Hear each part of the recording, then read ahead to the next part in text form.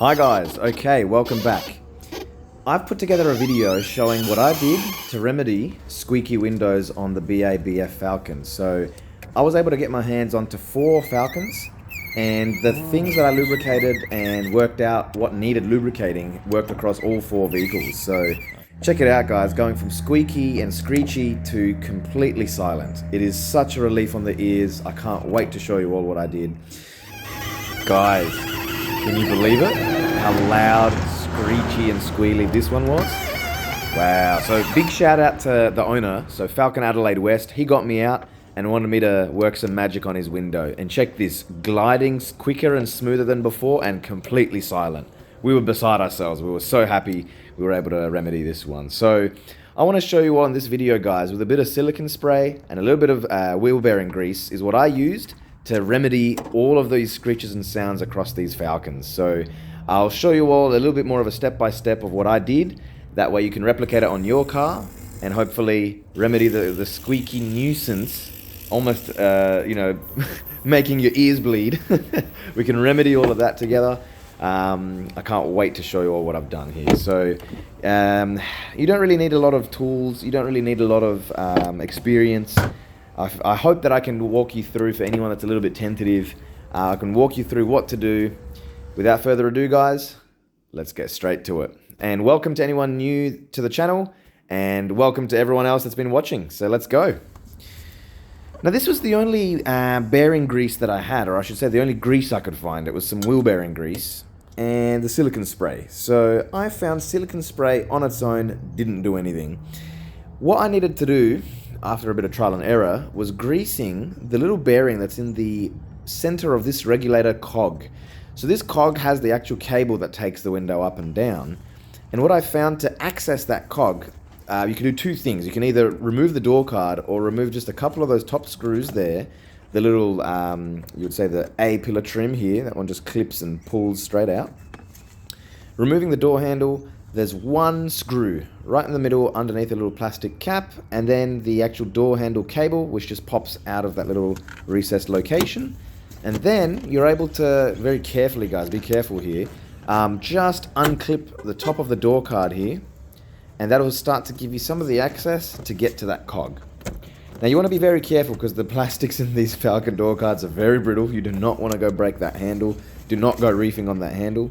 But you'll see here guys, the little metal clips that are holding the inner window seal here.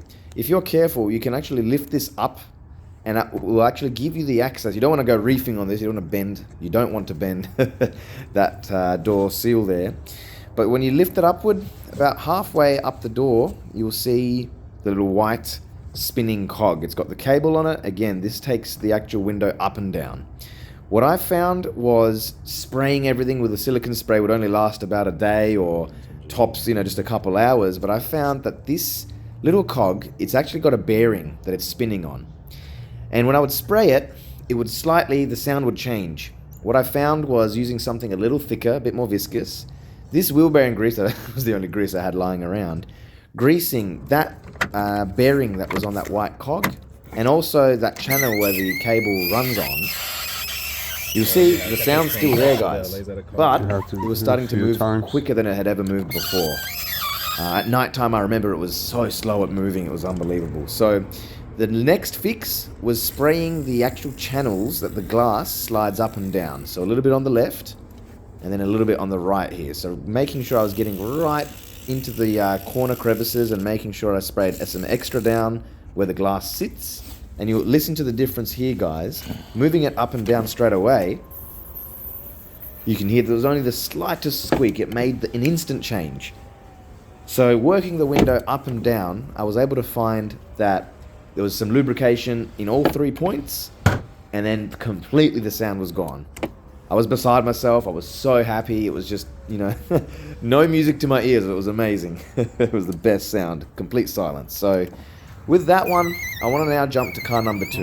I did the exact same setup. We'll see the sound was a little bit different, but the same kind of screeching and squealing. So again, moving that door card back very carefully, and going and lubricating the sides and that little bearing.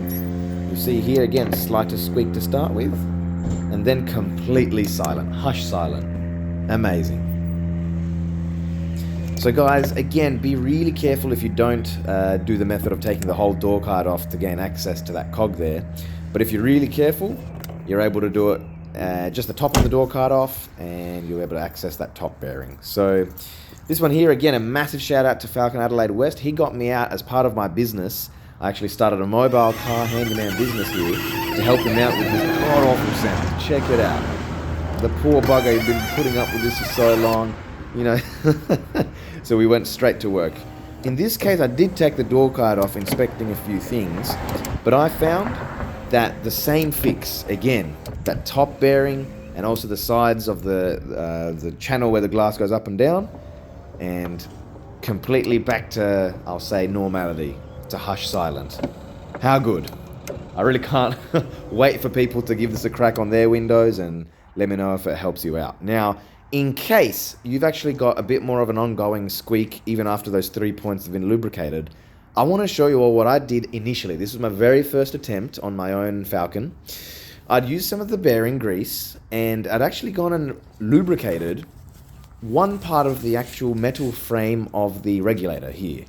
So you'll see that what I did for this car, the only point that I actually used with the grease that actually made any difference, this was the first point I started with the grease. When you take the window up and down, you'll see that there are little guides running along the side of this rail here. And for this wagon, as soon as I hit a bit on the left and a bit on the right side of that rail, we'll see the other side here, that sound was completely gone. On this vehicle, that top cog with the bearing didn't actually need lubrication. It was very interesting. It was the only vehicle out of the lot that didn't need lubrication on that bearing there.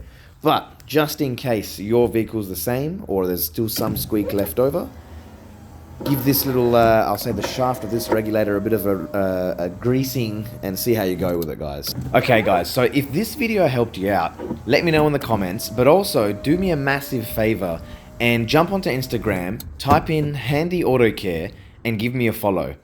That'll help me out so much. You know what? A year ago, guys, I actually started that business. It's my own business. It's my full-time business now, going around and helping people out with their cars, with customizations, with maintenance and odd jobs.